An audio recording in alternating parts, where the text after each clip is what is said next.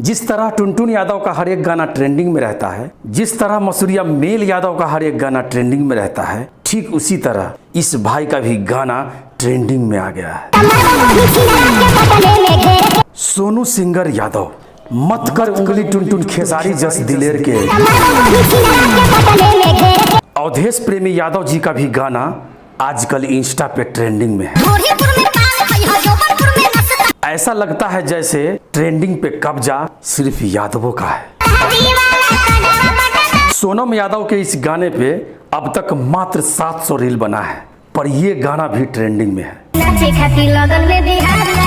टुनटुन यादव के गाने की बात ही अलग है, ये गाते ही है ट्रेंडिंग में आने के लिए। बात तो सही है। अगला ट्रेंडिंग स्टार टुनटुन यादव ही होंगे, मैं लिख के देता हूँ। इस गाने की वजह से टुनटुन यादव व हीरान स्टार बने। इस गाने की वजह से टुनटुन यादव रंगबाज स्टार बने।